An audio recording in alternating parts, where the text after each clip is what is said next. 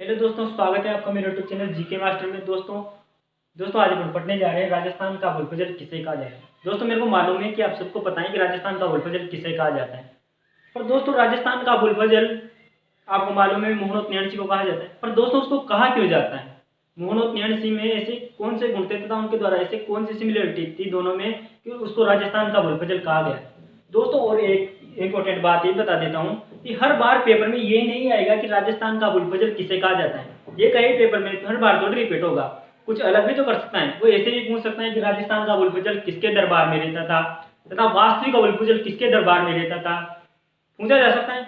अबुल फजल के द्वारा किस किस ग्रंथों की रचना की गई, राजस्थान के अबुल फजल के द्वारा किस किस ग्रंथों की रचना की गई, तथा इनको राजस्थान का अबुल फजल मोहनोत न्याणसी को कहा क्यों जाता है, ये भी तो पूछा जा सकता है दोस्तों। तो उसके बारे में बात कर रहे हैं।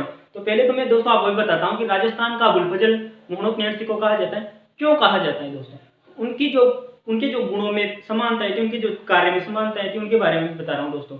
और क्वेश्चन ये भी पूछा जा सकता है कि राजस्थान का अबुल फजल मोहनोत न्याणसी को कहा किसने था, किसने उपाधि दी थी इसको राजस्थान के अबुल फजल की, ये भी पूछा जा सकता है दोस्तों। तो अपन बात करते हैं पहले तो इसकी कि इसको राजस्थान का अबुल फजल मोहनोत न्याणसी को कहा क्यों जाता है, फिर उसके बाद में इन क्वेश्चन के ऊपर भी डिस्कस करेंगे। ठीक है दोस्तों, तो जैसे कि अपने आप लिख लेते हैं मोहनोत न्याणसी,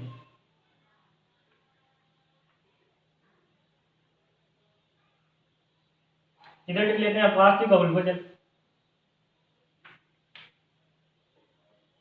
अब दोस्तों इनमें ऐसी कुछ समानताएं हुई जिसके कारण इनको मोहनोत न्याणसी को राजस्थान का अबुल फजल कहा गया दोस्तों। अब ऐसी क्या घटनाएं थी वो बता रहा हूँ दोस्तों। पहली घटना तो ये थी कि दोस्तों दोनों ही क्या थे, बहुत अच्छे साहित्यकार थे दोस्तों, बहुत ही अच्छे क्या थे, साहित्यकार थे।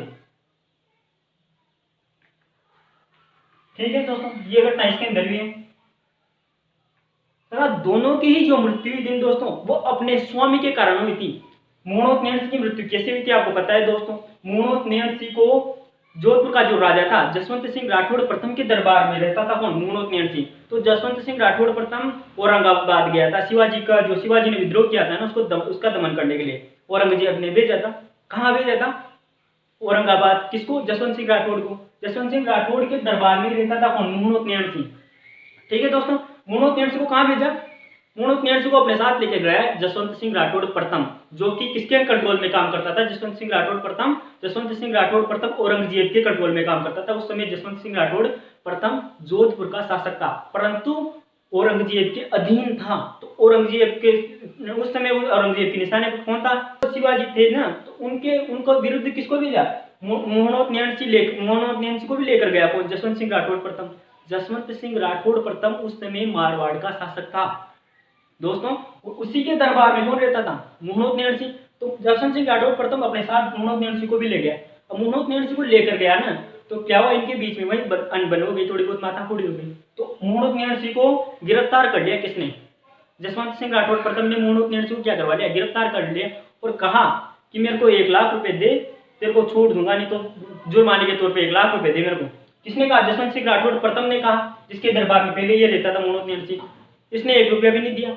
तो कहा जाता है कि इसको रास्ते में क्या किया गया, मोहनोत न्याणसी को मरवा दिया गया, जसवंत सिंह राठौड़ प्रथम को। और कुछ इतिहासकार ये भी कहते हैं कि इसने आत्महत्या कर ली थी जेल के अंदर ही। जसवंत सिंह राठौड़ प्रथम किसलिए परेशान होकर और मोहनोत न्याणसी ने आत्महत्या कर ली थी। मतलब मृत्यु तो किसके कारण हुई? अपने स्वामी के कारण ही हुई। मतलब मोहनोत न्याणसी की जो मृत्यु का कारण बना वो तो उसका स्वामी, मतलब उसका राजा जसवंत सिंह राठौड़ प्रथम ही बना ना। इसी कारण वैसे इसकी मृत्यु का कारण कौन बना? इसका स्वामी, मतलब इसका जो राजा था, मारवाड़ का जो शासक था जसवंत सिंह राठौड़ प्रथम, वही तो इसकी मृत्यु का कारण बना दोस्तों। उसी प्रकार अबुल फजल की मृत्यु का कारण इसका जो बादशाह था अकबर, उसका जो पुत्र था सलीम, उसके षड्यंत्र के कारण कौन मारा गया था? अबुल फजल मारा गया था। तो दोनों की ही जो मृत्यु हुई थी दोस्तों वो अपने अपने बादशाह, अपने अपने राजा के कारण हुई थी दोस्तों, अपने अपने स्वामी के कारण की मृत्यु हुई थी। समानता है दोस्तों। उसी प्रकार तीसरा क्या है दोस्तों, ये बता दिया अपने स्वामी के कारण मृत्यु।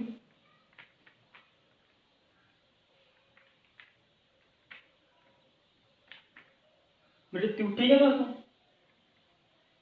अब तीसरा टॉपिक है, दोनों ही बहुत अच्छे योद्धा थे दोस्तों। ये दोनों मोहनोत न्याणसी और अबुल फजल दोनों ही बहुत अच्छे योद्धा थे।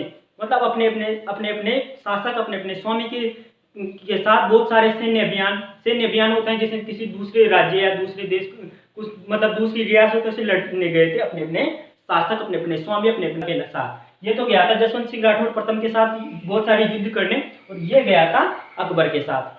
ठीक है दोस्तों, इससे एक क्वेश्चन ये भी कंप्लीट होता है, मुनोत नैणसी जो किसके दरबार में रहता था? जसवंत सिंह राठौर प्रथम के दरबार में। ये भी क्वेश्चन पूछा जा सकता है कि मुनोत नैणसी किसके दरबार में रहता था? तो किसके दरबार में रहता था दोस्तों? जसवंत सिंह राठौर प्रथम। अबुल फजल किसके दरबार में रहता था? अकबर के दरबार में रहता था। ठीक है, हुमायूं का बेटा था ना अकबर, मुगल बादशाह हुमायूं का बेटा अकबर, इसके दरबार में रहता था कौन? अब ये अबुल फजल। ठीक है दोस्तों, तो ये हो गई बात दोनों कहते हैं युद्ध में अभियानों में गए थे अपने अपने स्वामी के साथ। ठीक है दोस्तों, तो दोस्तों अब बात करते हैं चौथे पॉइंट के बारे में, जो कि बहुत ही महत्वपूर्ण है दोस्तों नैणसी ख्यात और मारवाड़ा प्रज्ञा विगत, ये दोनों ग्रंथ किसने लिखे थे? मुनोत नैणसी ने लिखे थे। ये बहुत ही महत्वपूर्ण ग्रंथ है दोस्तों, नैणसी ख्यात और मारवाड़ा प्रज्ञा विगत। उसी प्रकार अबुल फजल ने भी दो ग्रंथ लिखे थे महत्वपूर्ण, एक का नाम था अकबरनामा, दूसरे का नाम है आईने अकबरी। ठीक है दोस्तों, इसके द्वारा भी दो महत्वपूर्ण ग्रंथ लिखे गए और अबुल फजल के द्वारा भी दो महत्वपूर्ण ग्रंथ लिखे गए दोस्तों। तो ये भी इनकी एक समानता है दोस्तों। तो दोस्तों अब मैंने कहा था कि कुछ इंपॉर्टेंट क्वेश्चन के बारे में भी बात करेंगे लास्ट में, तो उनके बारे में बात कर लेते हैं दोस्तों। तो मैं आपको बताने जा रहा हूं उनमें से एक क्वेश्चन कि वास्तविक अबुल फजल, दोस्तों वास्तविक अबुल फजल किसके दरबार में रहता था? तो दोस्तों आपको बता दूं मैं कि वास्तविक जो अबुल फजल था वो अकबर के दरबार में रहता था। और दोस्तों अगर आपको कभी कभी क्वेश्चन ऐसे भी आ जाता है कि 4 में से 3 तो दे देता है नवरत्नों में, और पूछता है कि निम्नलिखित में से अकबर के नवरत्नों में शामिल नहीं था। तो दोस्तों ये अकबर के नवरत्नों में शामिल था, तो 3 ऐसे दे देता है कि जिसमें जो नवरत्न होते हैं, और 1 ऐसे दे देता है कि वो नवरत्न नहीं था। तो पूछता है कि निम्न में से कौन सा अकबर के नवरत्नों में शामिल नहीं था? तो ये दोस्तों अबुल फजल है ना, जो अकबर के नवरत्नों में शामिल था दोस्तों। ठीक है दोस्तों, उसी प्रकार ये तो अबुल फजल तो अकबर के दरबार में था, उसी प्रकार मुनोत नैणसी किसके दरबार में था दोस्तों? मुनोत नैणसी दोस्तों जसवंत सिंह राठौड़ प्रथम के दरबार में था दोस्तों। किसके दरबार में था? जसवंत सिंह राठौड़ प्रथम के दरबार में। ठीक है दोस्तों, और जसवंत सिंह राठौड़ प्रथम मारवाड़ का शासक था उसमें दोस्तों। ठीक है ना दोस्तों, दो क्वेश्चन कंप्लीट है, तो किसके दरबार में रहता था और ये किसके दरबार में रहता था। और एक और महत्वपूर्ण क्वेश्चन है दोस्तों कि मुनोत नैणसी को राजस्थान का अबुल फजल या राजपूताने का अबुल फजल की उपाधि किसने प्रदान की दोस्तों?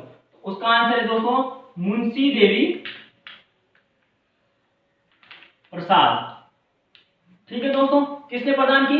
मुंशी देवी प्रसाद ने मुनोत नैणसी को राजपूताने का अबुल फजल कहकर पुकारा दोस्तों। किसको? मुनोत नैणसी को राजपूताने का अबुल फजल की उपाधि दी किसने? मुंशी देवी प्रसाद ने। ठीक है दोस्तों अगर आपको वीडियो अच्छी लगी हो तो वीडियो को लाइक करें, कमेंट करें और शेयर करें तथा सब्सक्राइब करना ना भूलें। Thank you.